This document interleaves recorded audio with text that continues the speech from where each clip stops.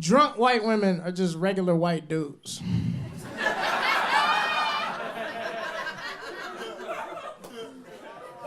I'll explain. So, white dudes, y'all are born. You know you can get away with whatever you want. It's cool. The rest of us should have played harder. Whatever.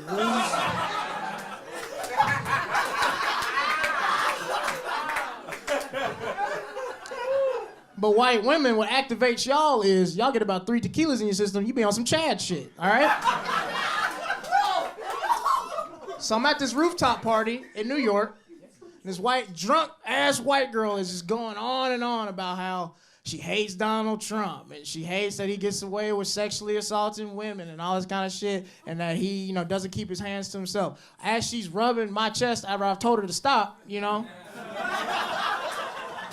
And it's just like, I need drunk white women to understand, when you drunk, you Donald Trump to my black ass, right? What I'm trying to say in the nicest way is, you know how many rooftop parties I've been at where a drunk white woman has grabbed me by the pussy? Nigga, this shit is... I don't know. I'm cool with white women, though. Like, if it wasn't for y'all, I wouldn't know how to pronounce acai.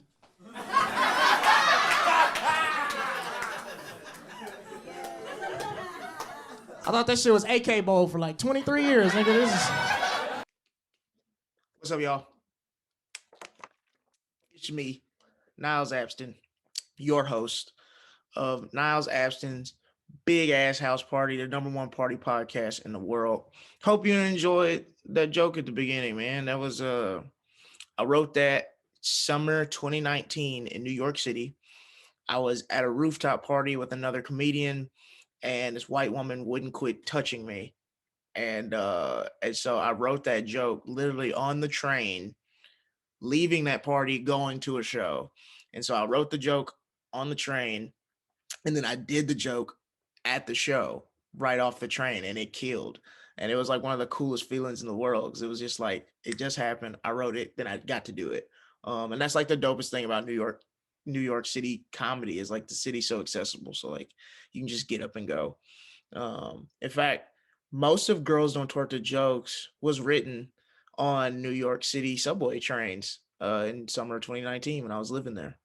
So yeah, so that's shout out to the train station, because that is where a lot of the jokes were written in my off time, just sitting there thinking. But hey, thanks again for tuning in again. I hope you liked the last episode with Deuce Flame and Johnny Mac. I got another one right now for you guys with some really dope guests. So I'm not gonna talk long because I have two separate interviews on this one. So I'm not gonna talk too long before this. But I did get a DM question thing. This person says they only want to go by Randy. Okay, Randy. Randy says, "Hey Niles, I think we need to talk about how women making fun of dudes with small dicks is ableist and body shaming."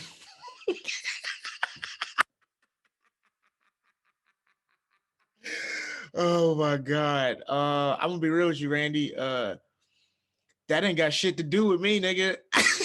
I can't help you with that one. That's not my fight. It's not my struggle. Good luck. Yeah, thanks for sending something in. Thanks for listening. Hope you guys had a wonderful Halloween weekend. I went to some dope parties. Shout out to Dana Donnelly and Abby Govenden for throwing a really fun party. I was there, had a good time. Shout out to Deuce Flame, who was on the last episode, for throwing a dope ass party. Had a great time at that one as well. So actual Halloween, I just stayed in and drank water. I was too tired to do anything else. But yeah, I appreciate Halloween. I know people were asking, like, where's your costume? I'm not really into the costume thing. I'm never really put a lot of effort into a costume before, because like, I don't know if y'all know this, but like I grew up like super religious. So like I technically didn't go to my first Halloween party until I was like 17. And so I did like a really dope costume. I was Bob Marley, had this dread wig and this cool outfit and shit like that. That was like the one time I really went hard for Halloween, was the first one. And so I haven't since. But next year, I think I want to like throw a Halloween party and like have a cool costume and stuff. So if y'all have some ideas for Halloween costumes for me for next year, DM them my way. DM the @Niles House Party account. thrown my way. But yeah, hope you guys had a great Halloween weekend. It was a great weekend of passing out drugs to children. Just kidding. No one does that. You're a fucking idiot if you think people are wasting their weed and wasting their edibles on your kids. You don't even like your kids. I'm not giving them my drugs. Fuck you. But anyway, here's another episode of Niles Abston's Big Ass House Party. This week we have Haley OC, aka at Milfweed, and Josiah Johnson, aka at King Josiah, who, if you watched on Netflix, he is a writer on the new show Colin in Black and White about Colin Kaepernick on Netflix. It's a dope show. Go check it out. He is a writer on that. So we literally don't talk about that show on here because we're actual friends. So it wasn't like a real interview. We were just niggas hanging out. So here, check out this podcast. Have a good time. And to cue us in is Black Tea by Deuce Flame. Trapped out, tryna get them bands in my black tee. Laws come, I don't know a thing, but don't ask me. Pressure came, and these niggas ran like a track meet. Goofy niggas always pop up like acne. Actually, I can only go where the cash be. I was one. Hi. What's up, everybody? This is Niles Abston, the host of Niles Abston's Big Ass House Party, the #1 party podcast in the entire world, the entire universe, in Africa, Asia, Australia, Detroit. Alternate universes as well. Exactly, Detroit. I don't know. I think y'all fuck with me.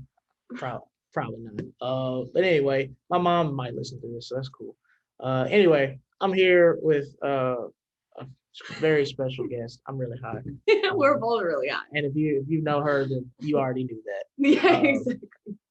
Here with Haley OC, aka was it Milfweed on Twitter? Milfweed. 3 E's. 3 E's. Milfweed. Milfweed? Just 2 E's was taken. And I was so mad about that because I'm a huge Weeds fan. Exactly. Obviously they were as well. Mm-hmm. But now you have a lot. I'm sure you have more followers than whoever the person is. Maybe I could buy out other Milfweed. Exactly. I think that's the thing. Like whoever has the higher follower account should get the name. That's just how it They works. should have to take a knee and just respectfully Exactly. give it up. I agree. I'm more lit than you. Give me your shit. Yeah. Colonization at its finest. Damn. I'm gonna check that out. But it's on 20 followers. Exactly, but it's on the internet, so it's just like I support colonization. I bet they're gonna try and extort me for it. Yeah. You know what I mean? Like I'd be like, hey, can I get it? And they'd be like, sure. Right. If you give me a pound of weed. I'm like, I can afford a pound of weed for myself. I know everybody assumes we have money because of the 4 followers. 4 followers. 4 followers. Following 0. Come I on, at least Milfweed. follow people. Look, if you listen to this podcast, you're on Twitter, tweet at Milfweed with 2 E's. Give up your shit, bro. Give it up. Give it up. No, because somebody has the Twitter name just at Niles, and I want it so bad. That would be really good. Because I wanted Niles, and then Niles 1 was taken. I was like, is Niles 100 taken? No, and here we are. But now I think it's become such a thing. I don't know if I could ever change it. Yeah, and like I think, people associate you with being like Niles 100 now, and also like people probably Pavlovianly are like Niles is 100. Yeah. You know what I mean? Like I have. Yeah. I was at a strip club last night because my little heart got broken. But anyway, that's the healthy thing to do, go to the strip club. And I was with a friend, and this stripper comes up to us, and she like sits on my lap and she's talking to us. And she goes, "You guys look like you're like internet people." And me and him looked at each other like, "Yo, That's so embarrassing. what the fuck?" And we just started busting out laughing. She was like, did I offend y'all? I was like, "No, you're right, and we're mad about it." Yeah. And she's like, "What are y'all on? Like TikTok, Twitter?" I'm like, "Yeah, we're Twitter people." They said, "Are you TikTokers?" No. She was like, "Yeah, y'all look like y'all tweet some funny shit." We were like, "Yeah, we're comedians." And then we talked for a while, but the fact that she was like, "Y'all look like internet people," I was just like, New fear unlocked for me is someone coming up to me and be like, "You look like you're on the internet a lot." And I would literally run away. "Yep, yeah." She did not buy a private dance from her. No. That put a bad taste in my mouth. Yeah, don't get in the way of your own bag. Right. But I had a good time at the gentleman's club. Yeah, I was at a weed party last night, What was which that like? was really amazing. They did a showing of Beetlejuice with free tacos, free popcorn, dabs, pre-rolls, edibles. I was just like severely stoned for 5 hours. It was amazing. And it was all free. I was like, Wow. That's what I imagined if there was a heaven, that's what it would be like. Plan your perfect weed event party. There's no budget. You can have anybody come through. You can do whatever you want. Plan it. Oh my God. Okay, well, obviously we're gonna have like Snoop Dogg, Rihanna, Seth Rogen, the holy trinity of smoking weed. Okay. Is Seth Rogen hosting the event like he's the MC? No, fuck no. I'm hosting. If Ooh. it's my weed event. If All right. it's my weed event, it's me and my friends hosting. They are the guests of us. Okay. We're talking budget. They are there for show. Okay. I like that. No offense to y'all. I mean, you can do a type 5 if you'd like, but Type 5. this is ours. This is our show. Yeah. I want to have like glass animals and Fote and a bunch of like really stony artists, and there would also be mushrooms at the festival. Ooh. Chocolate bars, yeah, and just like free food, free dabs, a lot of more free pre-rolls, like pre-rolls and ashtrays everywhere. Because with the dabs and like the bongs and stuff, it's cool, but it's a lot of communal sharing. Like everybody's using the same piece, even if it is getting cleaned every single time. Right. You know what I mean? Right. And it's just like, it's more relaxed when you're sitting and smoking with people. That's where I find he's like bond with people smoking weed. That's real. Right? I love that. I want it to be about community. Like that's what weed does. Weed like brings people together. Yeah. Sure. All right. Well, hey, when it's available, make sure y'all get tickets to Haley Fest. That sounds You're gonna love that. that sounds crazy. I love that. I love free weed. I love all that. Right? Okay. If I got a budget, like a crazy budget, it's free. It's free. Damn. Free entry. That's dope. I would definitely charge y'all. So she's nice. Fuck that. Okay. When you first started smoking weed?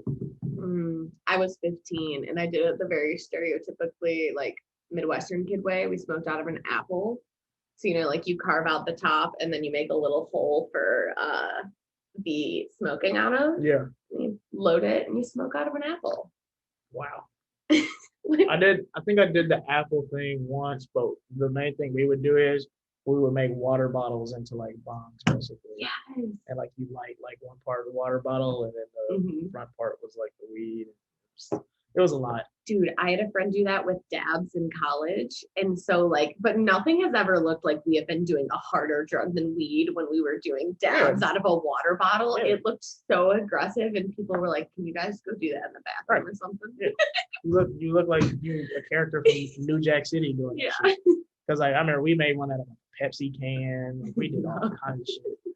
And it's like, it's just funny to think that like now like I'm like sponsored by weed and have like 20 grams of weed just like dropped off at my house and I can smoke it whenever I want to. But at one point in my life, I was in Mississippi having to like smoke out of a Coke can and shit. With ditch weed too. With terrible Did you ever get weed. that shit that barely even smelled like weed? Like it had a faint hint, like you were sure there was 10% weed in there, but the other 90% might have been oregano. Yep.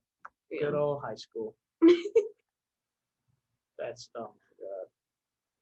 To think of like all the people, all the small town drug dealers that have fucked over like high school kids. So many of them. Oh my God, my first dealer was literally $20 a gram. I got $20 a gram, motherfucker. And it was just like our high school weed dealer too. And you know what? It was a rich kid, of course. Of course. I went to like a gossip girly high school and the rich kid charged the most for drugs. I swear to God, the kids there on scholarship like me, they'd be like, yo, we got like all this weed. You want some? And the rich kid'd be like, that'll be $20 a gram. Damn. I just got a good idea for a weed movie that I'm not going to say on here because somebody will steal it. Intellectual property. Exactly. I see enough of my ideas already on TV. So True. that shit is the worst, to be broke and then see like, oh yeah, I would have done a better version of that. And they're ruining it right now. So many. Those budgets just going so underutilized or improperly. Yeah, shout out to that strike. I hope they take all your money. Same.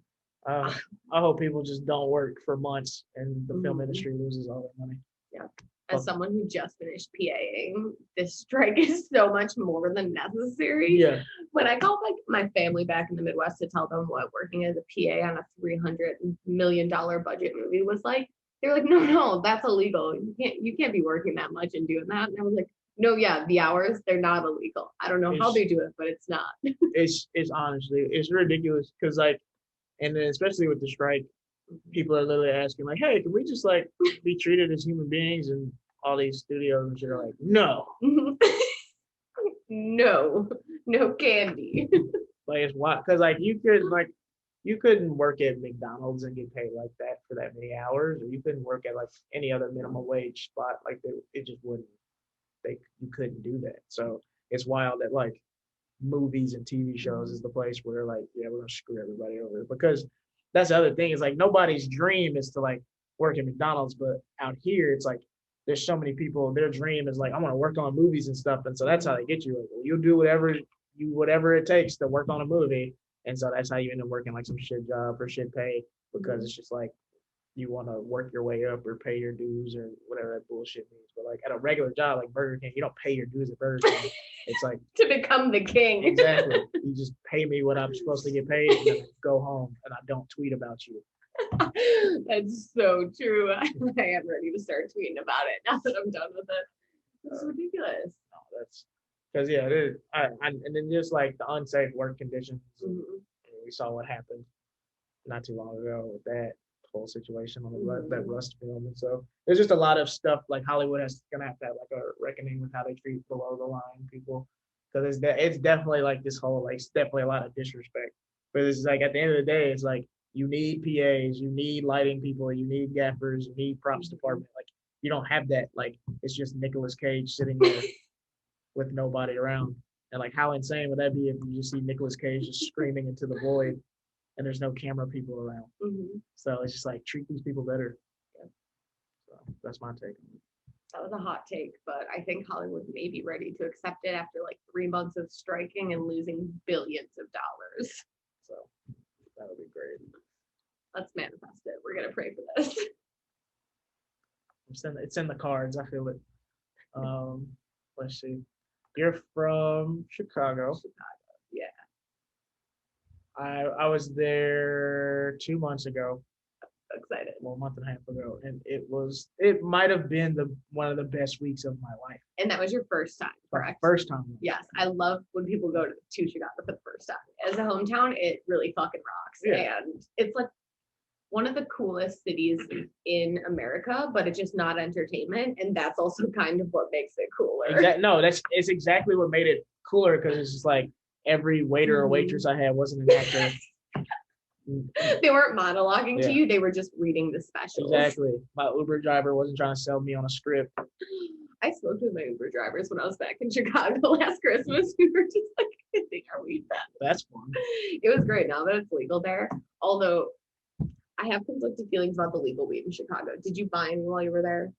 No, I was treated like a king. Okay. I was provided with resources. Very good, very lucky, because while Chicago/Illinois was one of the only states to like give back into the communities hurt by like illegal weed, they made their tax 43.5%. And first of all, only like 10% of that is going back into those communities. Let's not be crazy. Yeah, so you're paying like 1.5 times for weed in Chicago, and so therefore, obviously, black market's still thriving. See my dealer at Christmas, baby. That's real. That's a lot of money. Jesus Christ. It is like you buy a $50 eighth, you're paying. Oh God, I'm so bad at math. I don't know why I would do this to myself. I think it would be $75. $75 for an eighth in Chicago? Yeah. Like high-end weed? No, that's like the starting price. Like weed in Chicago is crazy right now. I mean, I guess if you think about like how, no, it's not the same, because LA had the medical system before they had the recreational system, and that's why things are better and cheaper here. If you charge somebody $75 for an eighth of weed, I just want you to know you're going to hell. And tell Charlie Sheen I said hello while you're there, because he'll also be there, because he does Charlie Sheen shit. Absolutely. So that's fucked up, isn't it? Like for an eighth, for 3.5 grams, I would go through that so quickly. Yeah. That's crazy, because I really feel like Denver has the best weed I've ever had. Really? Yeah, weed is crazy. Okay, I gotta go check out Denver. Like the first time I went to Denver, and I ate an edible, and I lost my phone. What? And I've not seen that phone since. Oh my God. I lost my phone in Denver after I ate an edible, and like the weed is just so fucking strong out there. and because it's so strong, their food is terrible. Because I love I do Colorado. remember their food being I had bad. a great time out there. Y'all are some of the nicest people I ever met. Your food is horrible. Because if you even like the homie Mike Turner, he's a comedian from LA. He was out there, and we were just talking to some of like people that live there. And it's like you ask somebody like, what kind of food are y'all known for? Like, what's the thing? And you have to go, you don't have one. No, that's true. In LA, Mexican food, just like that. New York, pizza, Italian food, halal food, all kinds of shit. Chicago, like it's all kind, like y'all know where it is to eat. Like, so it's like Colorado, they have to think about it because they don't know it. They just eat shit. They're just eating to survive. They're back to like basic instincts. They are doing it on like a primal level. And because the weed, it's literally the best weed ever. It tastes good, and like you're in like the air in the mountains makes it. I don't know. The weed smoking and I want everybody to smoke weed in Denver in the brisk fall air. It's amazing. Yeah. But because y'all are so fucking high, y'all do not know how bad your food is. Yep. It's so bad. Like if you're in Denver for a few days, you're just gonna be eating like chain restaurants like McDonald's and Chick-fil-A and Wendy's because you know exactly what it's gonna taste like. Yeah. Like it's not like, yo, you gotta try this spot.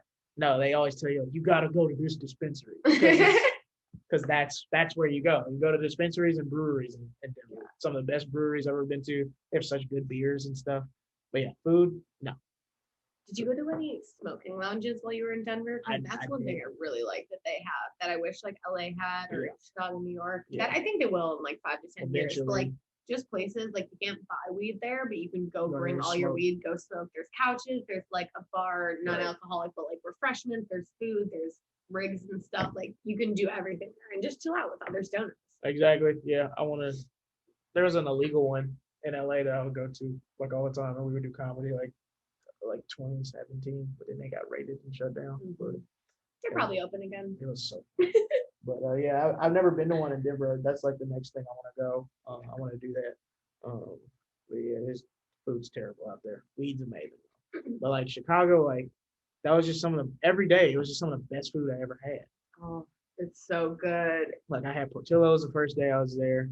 What'd you get from Portillo's? I had the what's it called? The beef? Yeah, the beef. Italian beef? The Italian beef and sausage thing. Oh, yeah. So I had like the sausage in there. And it comes on like the French bread? Exactly. I had that. And I had the fries with the hot cheese. Oh my God, the fries and the cheese sauce. Sorry. Also, there is one here in Buena Park if we ever want to take a trip. Yeah, but I wanted to make sure the first time I ever had it was in Chicago. Yeah, good. So now that I did that, and then like I had Lou Malnati's pizza, and everybody's like, well, you can get it shipped. And I was like, I don't want my first one to be shipped. You know what I'm saying? Guys, I worked at Lou Malnati's in high school. That was one of my jobs. Yeah. And I was like the person who took phone orders and shit. But every time I would like leave on a weekend night, you got to take like whatever pizza was left with you and like make your own. So I just like show up to parties with a bunch of pizzas. That's what's up. It's so great. That's amazing. Because that pizza, it blew my mind. Like I had it before the Clown Cast show in Chicago, and it was crazy. Like I couldn't believe it. Like I didn't even want to do the show. I was like, can we just go back and eat more pizza? You're still thinking about it. I'm still thinking about it. They followed me on Twitter. Like you got the Lou Malnati's follow on Twitter. Yeah, no, they fuck with me. So like I tweet them like every now and so like I miss you. Like I love them. It was some of the best pizza I ever had in my entire life. It really is. What else did I have out there? I ate at this Puerto Rican spot that was really good by the Lincoln Lodge. Ooh. Yeah, it was really good. I forget what it's called, but I just had so much good food while I was there every single day.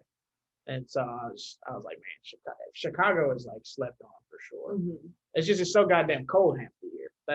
It's more than half the year. Be honest with our audience, it's about 8 to 9 months. Really? Yeah, dude, I got bad news for you about New York. Yeah, I mean, I already know. No, it's a really cold place. Maybe it's not as cold all the time, but it's like dark for that amount of time. Yeah. Like the cloudy overcast of it all. I love that city so much, and someday I will have a home there, and I will only be there in the summer months. Sheesh. No, it's I can't do that. I can't do 9 months of despair. Indoors. No wonder y'all be going so hard during the summer. Oh my God, it is insane. People like it is like martial law when it's above 80 degrees in Chicago. I swear. That's I remember last summer, or maybe it was 2 summers ago. Someone like climbed one of the bridges while it was going I saw up that. and was like sitting up there, and I was like, "This nice weather is too much for these people." no nobody that goes outside 200 days out of the year would do some stupid shit. No, Nobody in LA would ever do that. nobody. Like, I'm not gonna jeopardize my life. The weather's gonna be nice tomorrow. Why would I do something stupid today? All gonna be okay. Exactly. Give me a funny Chicago party story. I'm trying to think because there's several ones. So like I went to a very like gossip girly high school on scholarship. Like Yeah. I was on the south side of the city where I grew up, and then I went downtown every day, like on the train to my high school. And like 80% of these kids were the kids of the 1% in Chicago, and then 20% of them were middle class and kids on scholarship. Okay. And so one day, this girl, who's like one of the meanest girls in school, she had parties. So like it's the beloved rich mean girl thing. She was the Regina George, and she had a house like that out in the suburbs. Yeah. So like everyone from my school, and like in my school, we went to school downtown, but everyone was from the north side, the west side, the south side. Like people came from Indiana, like across the border to go to that school because it was a really, really good school. Yeah. And so people made their way to this like western suburb from all areas of the city, like including those kids who live in the city. And I like pull up at like 10 p.m. I think, and it's already going, and there's just like a house overpouring into the street, and it's like a 3-story mansion with like a huge basement. This girl's father has like a humidor. Is that what you call the cigar thing? Oh, wow. But he's got a box of it. He's got a walk-in humidor. He's got a giant sword in a case. They've got paintings. They've got like art, like ridiculous shit everywhere. And so there's kids all at the house, like the back outside staircase, like everyone's out there smoking and stuff. And like as things start to wind down a little bit, but not entirely, like obviously the police show up. And we're all like 15, 16 at this point. Oh, well, that wasn't for you. And so the police show up, and at that point, like, I don't know, everyone didn't know what to do, obviously, because you never really like know if you're gonna get in trouble. I don't know, to be honest, I wasn't that cool in high school. So like I didn't go to a lot of parties. This was like my one big party. But everyone in my school called it like the Project X of our school. Wow. Because like this girl was getting so mad. Someone took her father's sword out of the case and was like swinging it around at the party. So like you got a bunch of 15, 16-year-olds drunk, high. And then also the rich kids were on the good drugs, you know, the hard drugs that they can afford at that age. Right. And shit's going down. People are smoking her father's cigars. She's like livid. People are cracking open the wine from their wine cellar. And things start to get shut down by the police anyway. So we're all like in the basement by the back door while she answers the door because she doesn't like know or have any affiliation with the local police. But we know that we've got a daughter of a Chicago police officer in the house with us. And so when everything happens, like some of the kids just stayed at the house and like bit the bullet and took the punishment. But I, not being a runner, decided to go with the runners. And so like I always think of the John Mulaney story when he says like someone broke the glass and yelled scatter, and then there were like 100 white toddlers running away, because that's what it was. Like the police obviously had the house to run. And like her house opens up into like a wooded area, like the woods, because she's in the suburbs. So like this mansion opens into the woods. 50 little kids start running out from the back with the police chasing each of us down. And so me and 2 of my friends take off down the street. I, again, not a runner. I'm wearing flats. I lose one of my flats. My friends keep going. They leave me behind immediately. Oh my God. Pick up my shoes. I take them off. I jump into a bush. And so I'm sitting in that bush. The police run by. They go get my friends. I'm still in the bush. I'm in the clear. But the police are looking around the bush now. So I slide out of the bush. and I like kind of tumble my way onto the car of the driveway I was next to. But here's where it gets complicated, because now that there's all these police around and all these little white toddlers running around, people in the neighborhood are like, what's happening? Right. And so they're coming out of their front door.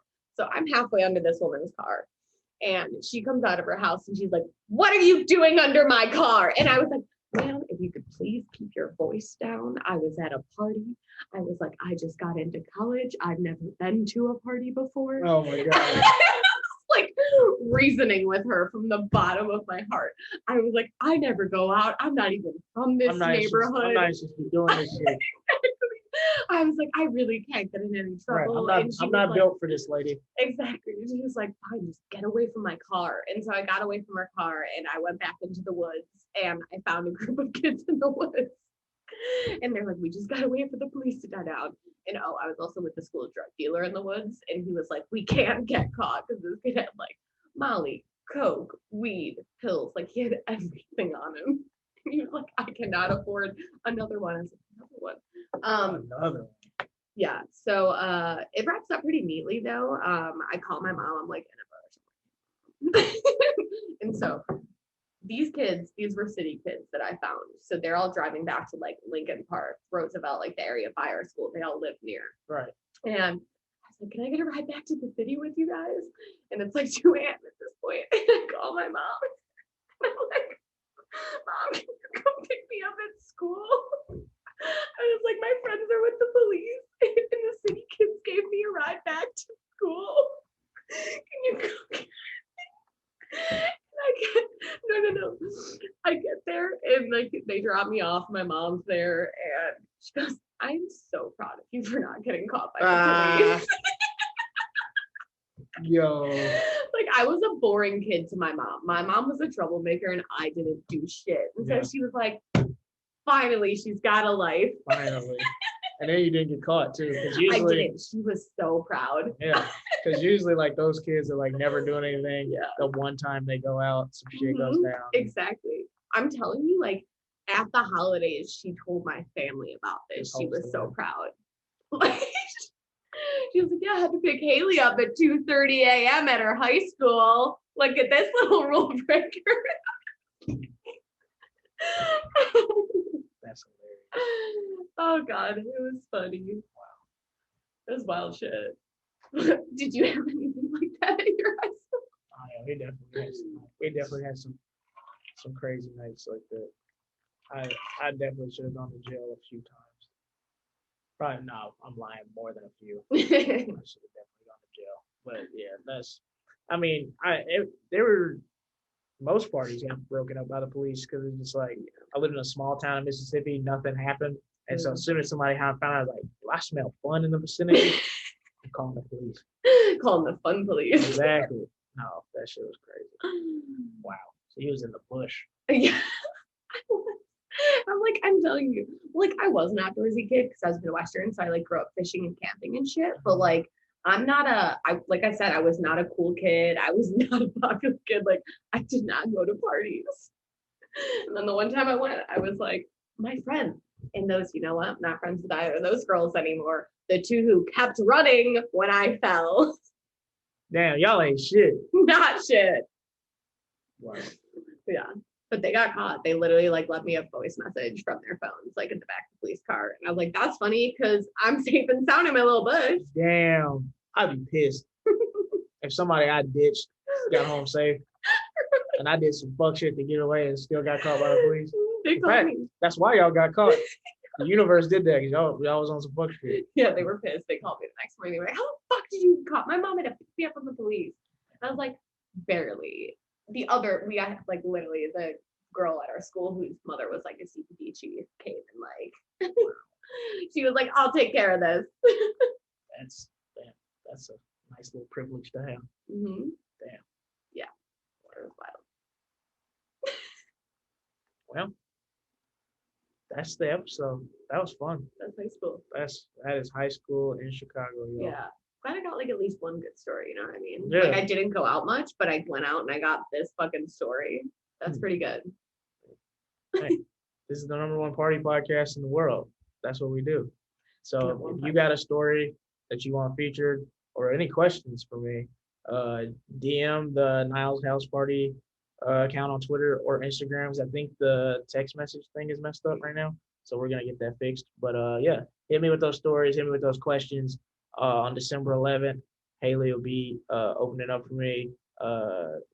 Little comedy show I'm throwing. We're gonna do 2 shows. One's at 8:30, one's at 10:30 out here in LA. Pull up, get your tickets. When this comes out, the ticket link will be in the description. So you guys pull up to that, and we'll see y'all there, and we'll make you laugh. I'll see y'all next week. Cheers. Thanks for having me, Niles. Of course. I got another great guest for you guys. I know y'all follow him on Twitter. He's got so many credits, I really don't even know what to start with. He hosts, I didn't even know this until I watched the show, because I watch it every week. He hosts No Chill with Gilbert Arenas. I was just watching an episode, and I was like, oh shit, my nigga on the show. When did that happen? And that was so cool. So y'all give it up for Josiah Johnson. What's going on, brother? I'm trying to get these bags right, bro. Like I tell you, I'm trying to, you're on that trajectory, but I'm trying to get these things right, keep these kids fed. So try to be as busy as possible. Right. I see what you're doing. I like it. You're writing on Netflix now. Like you're doing everything. Like I said, these kids are expensive, bro. So I need these, get these bags right as possible. Hell yeah. Nah, and so it was dope because last night I see you post your press badge. You had opening night with TNT with the Lakers and the Warriors. I was like, oh shit, I get to talk to them tomorrow. This is gonna be so fun to talk about. So what was like? Tell me a little bit. What was that experience like being at the Laker game last night? So I was working. Thank for the people at Turner Sports and NBA Twitter Live for giving me some run with Taylor Rooks and Channing Frye. So, but the funny thing about it is, like, we're in a suite at the Lakers game, but our backs are to the game because we're shooting the show. So I didn't get to see 1 second of actual Laker basketball. I turned and peeked my head a little bit to watch, but we're watching on a monitor. It's like, damn, I could be at the crib doing this shit. But it was a tremendous experience, man. Got to work with the whole TNT crew. Was in the green room with the inside guys before the show started. So Charles Barkley, Ernie, Shaq, and Kenny, and all those guys just talking shit and hanging out. So it was a great time. Obviously, was hoping for a Lakers win, but it's the first game of the season, not a big deal. I know Warriors fans was on the TL talking all kinds of shit. They got to really, savor these moments. So enjoy it now, but we'll see come playoff time what it smell like. Exactly. No, okay. So I didn't know you was up there working. I thought you was down there chilling with Rich and Adele and just having a good time. So all right, you was up there. No, I seen him. But yeah, I didn't get to really politic and hang out. I saw the legend Travis Bennett from Dave on Hulu and obviously Odd Future. Super legend. We're both masked up. Travis is a living legend. So he saw me. I was about to get on the elevator. Like, oh shit, I had to look through the mask. Be like, oh, it's the legend. But so definitely got my fair share of celebrity sightings. Yeah, they were everywhere last night. It's so crazy. Okay, that's what's up. Now that's dope. Just seeing like how what NBA Twitter has created for you. You really created like this own lane. Yeah. And, like, you really turned into like now you really on this media thing, and it really started from like these really hilarious tweets. How did so for a lot of people that maybe listen to this that don't know basketball, don't know like NBA Twitter, how did you kind of become like the NBA Twitter guy? I saw it happen, so I know, but like explain to the people like how it kind of happened. So shit, a lot of hard work and dedication, but was doing kind of the square shit, had a show on Comedy Central called Legends of Chamberlain Heights. Started running the social media for that account. This was like 2016-ish. Didn't really know shit about social at that point, but knew that, shows like Insecure, Game of Thrones, those type of shows were killing on social, creating whole communities around them. So that was going to be our best bet if we wanted to stay on the air. After that show got canceled, had to figure it out, was jobless, didn't work for like 11 months, man, was out here just fucking really down and out. Was probably the fattest I'd ever been in life. Probably got up to like 360, 370, just eating dessert with every meal, super depressed, but started just hitting the Twitter, man, really just started focusing and keying on it. And the thing about NBA Twitter, which there's so many different versions of NBA Twitter, where there's a lot of people that want to talk stats and be GMs and be coaches. So they're living out their dreams. It's like, I don't really give a fuck about that shit. I'm just going to come with the jokes, come with the social commentary, the satire. Just try to have fun with this shit, man. I think, life's too short to get. It's like, if I'm not getting a bag from a team to be a coach or a GM or whatever, a scout, then my opinion really don't fucking matter. But was able to grow that following, do a lot of cool, fun shit. Obviously got the cosign from LeBron James, which was tremendous in my, raising the price of the brick and the bag going up. So super blessed. Now I'm doing the show with Gil, host a show with Wave TV called Out of Pocket. doing you know, the NBA Twitter lives with the Turner crew. So super blessed, and just really trying to put like lay a foundation and template, because back in the day, you know, you had to be like, you know, you had to be in the league. You had to be a league nigga to be able to get these type of opportunities. You had to be a Hall of Famer, multi-time All-Star. So now just for regular rank and file people like myself, we can go out there now and get these bags too, and get a lot of the same hype and fanfare as these other dudes. Exactly, man. No, I love it because like a lot of people get on and talk stats and analytics and X's and O's, but you just jokes, man. It's Man, all jokes I all the don't time. give a shit about everybody I deal with. I'm like, look, man, I don't give a shit about none of that. Like, I can get into all those debates and talk all that stuff, and that's awesome. But I Yeah. just see the way that those conversations start going, and next thing you know, is motherfuckers want to fight. Next thing you know, you in Temecula trying to square up with somebody because y'all disagreed over whose PER was better, who, you know, net rating and all that. It's like, bro, like that life's too short for all that shit. It really is. Everybody can argue. Like that's the barbershop conversation. Like I was telling somebody the other day, I'm trying to get a joke together about like every time I go to the barbershop, if something about like Lil Nas X or the vaccine comes up, I just go, all right, so what y'all like better, MJ or LeBron? I just know Yeah. that'll change the conversation completely. Because Yeah. niggas always want to argue about something like that. So I love how you just keep it jokes and memes. They're always going. You know, on Twitter, like motherfuckers will say some shit, and it's like, dog, I'm 6'7", like, you know, 290. I'm not trying to say to boast, you know, the bigger they are, the harder they fall, whatever. But you know, this is the functional 290 that's coming at your ass. So why, you know, because you motherfuckers want to say crazy shit. It's like I will do some research, figure out where you live, and find out what it is, and then we can talk about this in real life. It's not like a Twitter finger situation. I love it. Functional 290. It's functional. Functional 290. Aaron Donald. I love it. I love it, man. That's so funny. Yeah, they it's so funny how like in basketball, really people really on the internet run with hyperboles. Last night was, oh, the Lakers are washed, they can't do anything, blah blah blah. It was the first game. It was literally the first game, and the two best players both went 30 plus together in the first game of the season. I was like, I think we're gonna be okay. I think we'll be fine. The Lakers haven't won a regular season opener in the LeBron era. They're 0-4 now. So this is nothing to really read into much. But like I say, you know, they were 0-6 in preseason. Yeah, preseason don't count. But now these should start to count. So yeah, like if they keep stacking up some L's, there's gonna be some questions that need to be answered and some decisions that need to be made. But you can't lean into too much on this first game and get the Warriors a ton of credit, man. They got a squad. You know, Warriors fans last year tried to act like they was a church league team. It's like, bro, you got the fucking top 3 offensive player and the top 3 defensive player. That ain't I done played in some church leagues. That ain't no church league I done ever seen. So get his team some credit. Yeah, and Jordan Poole has really developed over this past year. I like his game a lot. He had a really good game last night. He was tearing the Lakers up a little bit. So it's not like they got beat by some bad team or something. It's like that is Stephen Curry on the other side of the court, y'all. Like let's wise up a little bit. You already know. That's great. Okay. So gotta ask you a few party questions because that's what this podcast is about. First, I go setting. What for a house party? Well, for a party, what's your favorite setting? Dive bar, club, house party. I mean, house party got to be. I think, you know, especially for somebody you know and rock with, it gets a little tough if you're pulling up to a house party, you don't know who's involved. But me, I always like to show up with gifts. I got the handle, I got the whatever. But the thing, when you show up to these functions, you have to let it be known that it's your handle when you walk in. You know what I mean? It's like walking into a store with some shit. Like, you know, I brought this in with me because people will see you start hitting it. It's like, hold up, dog, where you get that bottle at? It's like, motherfucker, at Ralph's. I bought the shit. Here's the receipt. Like, but y'all go ahead and hit it. Or show up with some weird, you know, you got to show up with some fire, but let it be known as you're walking in. I have the bag, it's mine. Like, you know, I didn't jack nobody, but house party got to be like dive bars and all that other type of shit. Those are cool, but like using a bathroom at a dive bar is always you know, it's an interesting struggle. You never know what you're gonna get. The floors be sticky for some reason. When people leave their house, they don't know how to use bathrooms properly. So you always get the toilet fucking stomped up with toilet paper and shit and just all type. And it's like, dog, none of y'all know how to flush. Y'all never flushed a toilet before. It's the most random. Motherfuckers be tagging on the toilet seats and shit. It's just like, I didn't need to see your gang on this place I'm gonna take a tutu. Like, oh, it's straight. Like everybody, like when bar bathrooms are literally the worst places in the world because everybody's just drunk, fucked up, so they don't care. And then the people that work there are just like, I don't get paid enough to take care of this shit. I'm good. But that's why I gotta make it because my phone number got put in the bathroom of some dive bar in Mississippi. So I get the weirdest calls and texts. for like the last 2-3 years, it's these weird country people calling me and texting me because my number is in some dive bar in Mississippi. So I got to change my number soon. Bro, we had this spot in Westwood called Cabo Cantina. Back in the day, we used to turn up, and it's still there now. I'm sure people still go, but notorious for sticky floors. But the men's bathroom, they didn't have stalls, so it was just toilet seat and then the urinal. So there'd be a line of motherfuckers, and if anybody was taking a shit, you'd literally just have to, like they just have to go knock it out while other people are walking in pissing and shit. But then the door opens, and there the girls' bathroom is right across the thing, so the girls can look in and see.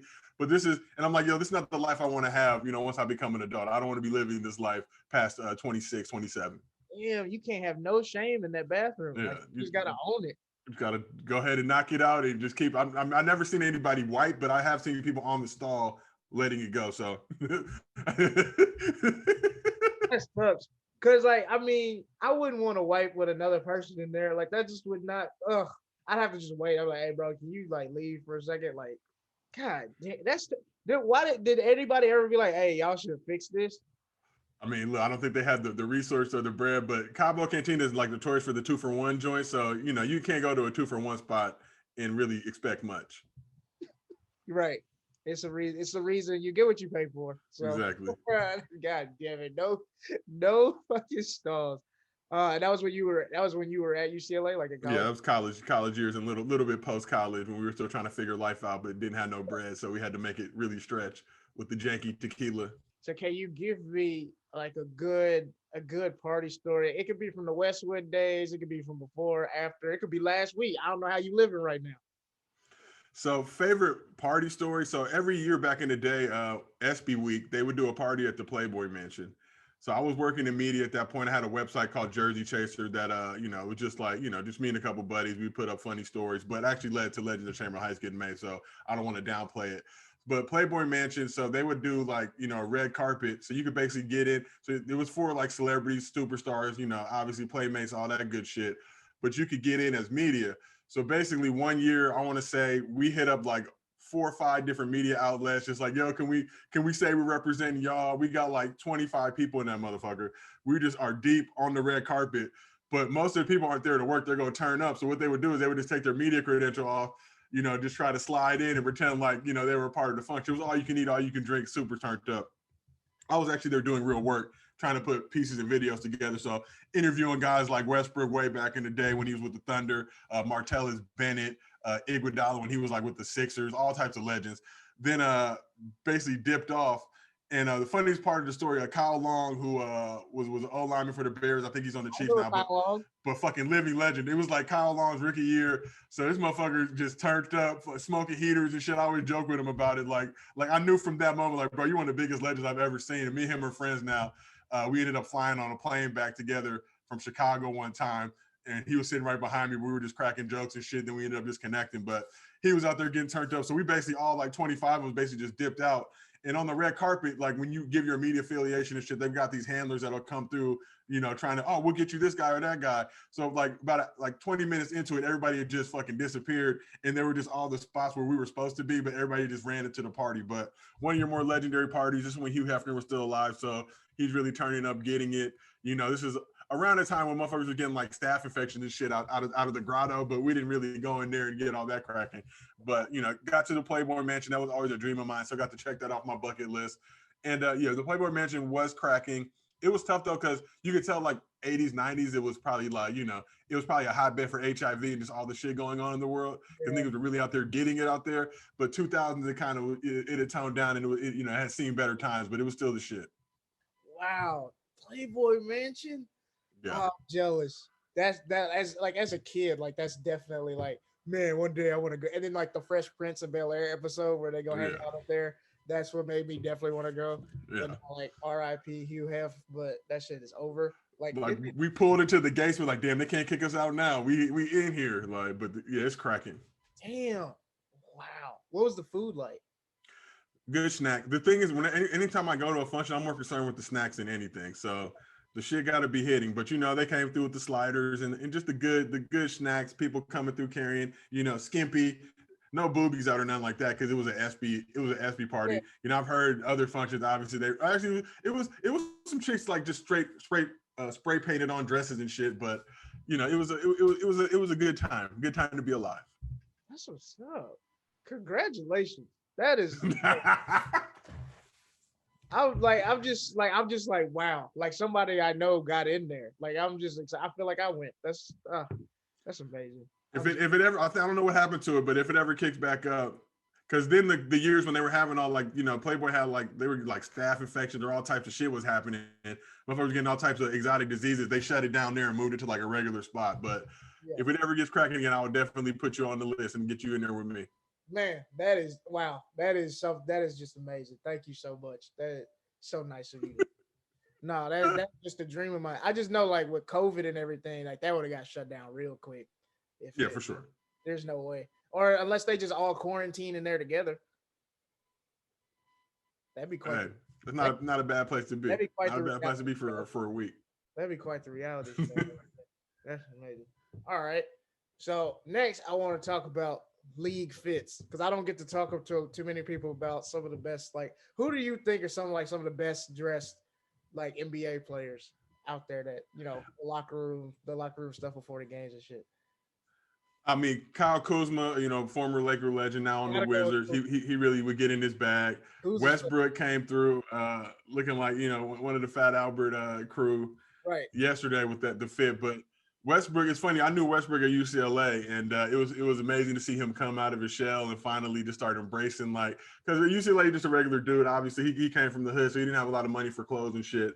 But as soon as he went league and really got to let his freak flag fly and start just trying shit, and obviously he's muscular, got a great body, so he can get away with shit that fat niggas like myself can't really do because we're gonna get roasted. But guys like that, like, I love seeing his fit game and things he do. LeBron obviously always got the fashion and style going. Harden really be going out there, testing the limits of shit and things he's getting going. But a lot of guys, it's cool too, because when my dad played in the 70s.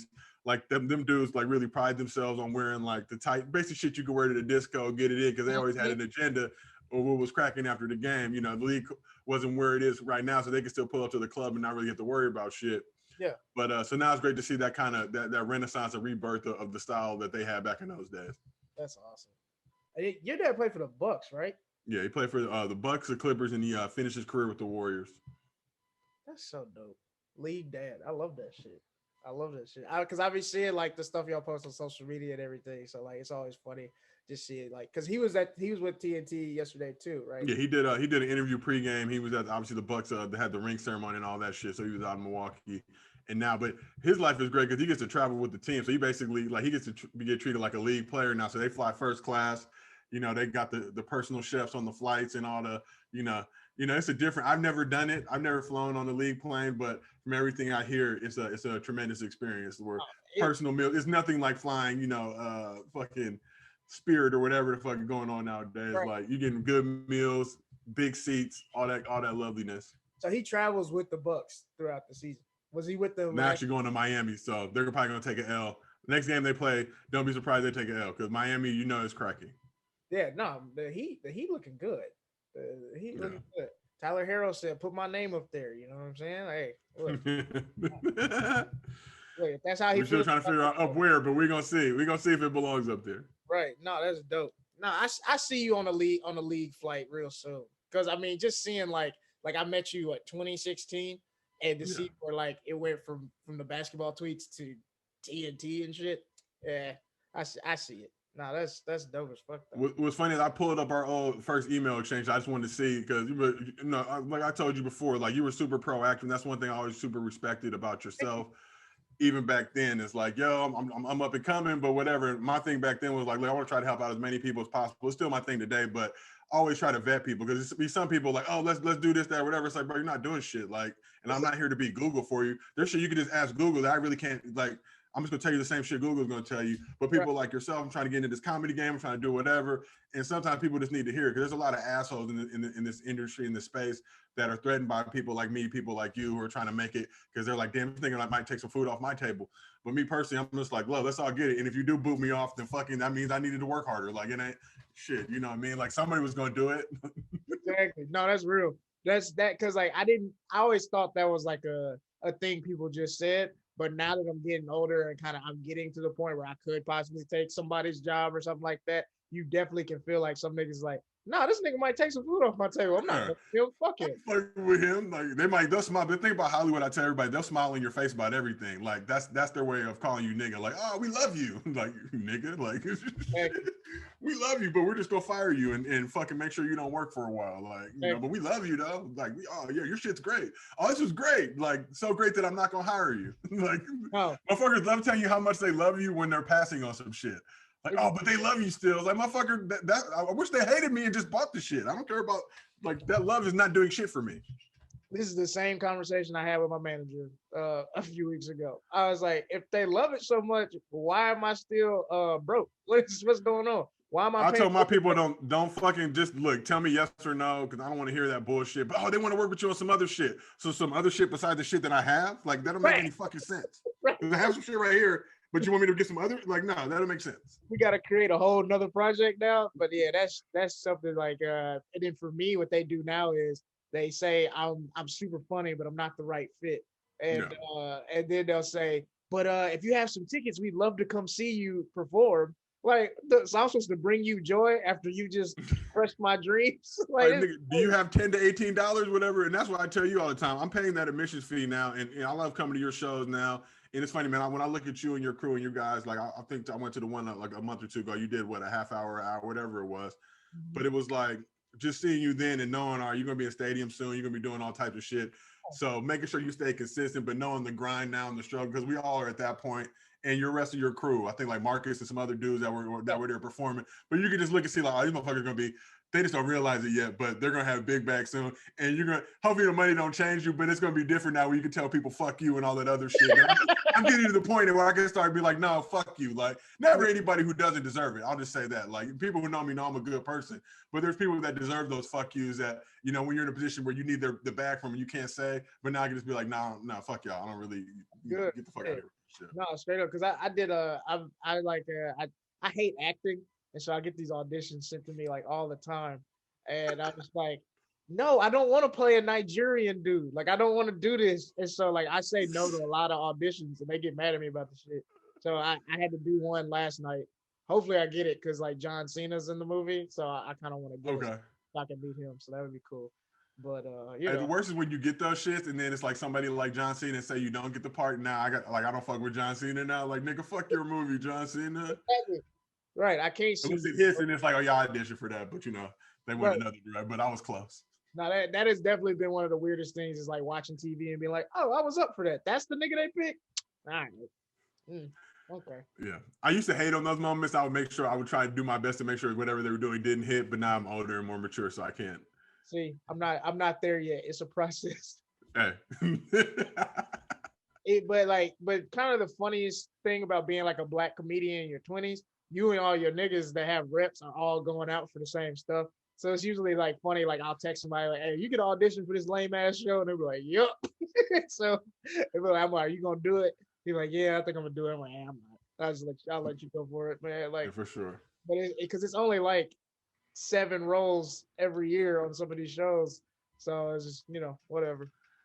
But this industry is a hell of a time, so it's always dope to like have people like you that give me some good advice, you know, and then share your platform with me and come do the podcast. I really appreciate you coming on this. Yeah, for sure, man. For you and everybody else, man. I know I told you before, you're funny as fuck, and that's the thing. Even when we met the first time, like I still remember that, just talking to you, shooting the shit. Obviously, you were a former athlete, so I always gravitate towards people in that space, just because you've been in locker rooms before. You've had to fucking, you know, go at, like, locker room is really where you'll find out if you can make it or break it. Because when you in there and motherfuckers coming at you, the whole team will laugh in your face if you don't respond and react. And you know, now, and if once they smell that little bit of weakness, that thing will go on for years of your college career, and it can go either way after that point. But just coming out here, man, the same thing I tell everybody, just keep grinding, because you're gonna meet a lot of people who are full of shit in this industry. That just is what it is. I'm sure that's a ton of industries, but you're gonna meet a lot of real genuine people too. And it's great to have people that you kind of start out at the same level with, and y'all start to rise. Then now you got a movie you can put your boys on and nobody can question you.